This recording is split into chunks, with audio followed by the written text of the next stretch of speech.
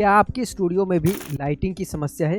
यानी कि जब आप अपना एजुकेशनल वीडियो रिकॉर्ड करते हैं तो कुछ इस प्रकार से रिकॉर्ड होता है। यानी कि अगर आप कुछ भी अब टेक्स्ट लिखते हैं, ये विजुअल तो होता है लेकिन आप देख रहे होंगे फेस सही से प्रॉपर नहीं दिख पा रहा है, काफ़ी डार्क आ रहा है। और अगर आप ब्राइटनेस बढ़ा देते हैं तो जो आप टेक्स्ट लिखते हैं वो नहीं दिखता।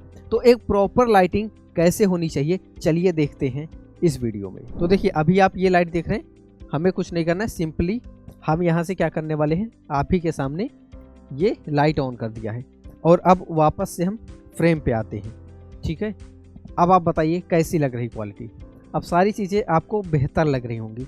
तो यहाँ पे हमने कौन सी लाइटिंग सेटअप कर रखी है, पहले कैसी लाइटिंग थी और अभी क्या चेंजेस हमने किया जो आपको प्रॉपर दिख रहा है। चलिए इसके पीछे का साइंस समझते हैं।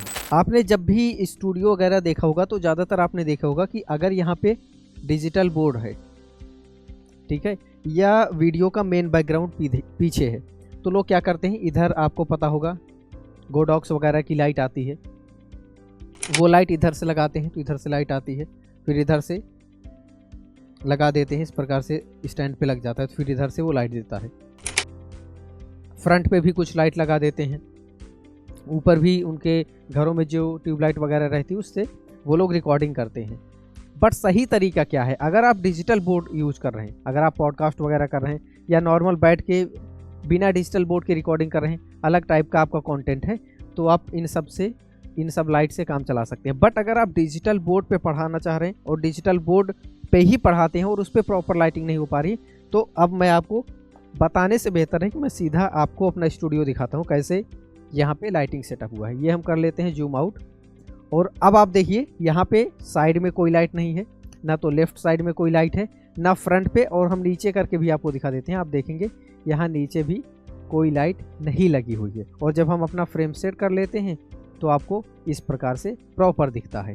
तो अब लाइट आखिर लगी कहाँ पे है और किस प्रकार से है, तो अब आप देख पा रहे होंगे ऊपर साइड ये इस प्रकार से यहाँ पे सीलिंग डाउन लाइट 2x2 के फ्रेम में होती है। यहाँ पे आप देख पा रहे होंगे 9 पीसेस लाइट के लगे हुए हैं। डिपेंड करता है 8 to 10 हम रखते हैं, 8 से 10 लाइट के बीच में ज़रूरत पड़ती है, डिपेंड करता है कि आपका स्टूडियो कितना बड़ा है। जनरली 8 से 10 लाइट में आपकी वीडियो की अच्छी क्वालिटी आ जाएगी। जैसे आपने यहाँ पे देखा 9 लाइट हमने सेटअप किया है, हो सकता है आपके यहाँ 8 लाइट में ही काम हो जाए या 10 लाइट लगवानी पड़े। तो नॉर्मली 8 से 10 के बीच में रखते हैं क्योंकि स्टूडियो जनरली छोटा रहता है। बाकी रूम का साइज़ थोड़ा सा डिपेंड करता है, वो जब आप हमारी टीम को बताएंगे तो वो रूम साइज़ के अकॉर्डिंग आपको गाइड कर देंगे कि कितनी लाइट आपके स्टूडियो में लगने वाली हैं। अब एक और सवाल जो आपके मन में आ रहा होगा वो ये कि जैसे आप हमारे स्टूडियो में देख पा रहे होंगे, ये साउंड प्रूफिंग के साथ पूरा स्टूडियो बना है, ऊपर एकॉस्टिक सीट वगैरह लगी है, पैनलिंग हुई है। तो अब आप सोच रहे होंगे कि क्या हमें लाइट लगवाने के लिए इस प्रकार से ये पूरा फ्रेमिंग कराना पड़ेगा, या फिर हमारा जो नॉर्मल सीलिंग रहता है, जो नॉर्मल छत रहता है जिसमें ऐसा कुछ ये फ्रेमिंग वगैरह नहीं हुई है, साउंड प्रूफिंग नहीं हुआ, नॉर्मल छत है, तो उस पर अगर हम ये लाइट लगाना चाहते हैं तो क्या लग जाएगी? बिल्कुल। अगर आपने ये 2x2 में साउंड प्रूफिंग वगैरह कराया है या इस तरह से फ्रेमिंग हुई है आपके स्टूडियो में तो बहुत अच्छी बात है, लाइट आराम से लग जाएगी।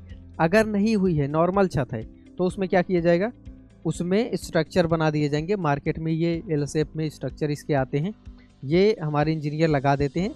तो जो आपका नॉर्मल सीलिंग है, नॉर्मल छत है, उसमें भी अगर आप ये 2x2 वाली लाइट लगाना चाहेंगे तो बहुत आराम से लग जाएगी। तो अब लाइटिंग की समस्या को कहिए बाय बाय और इस वाली लाइट को कहिए हाय हाय।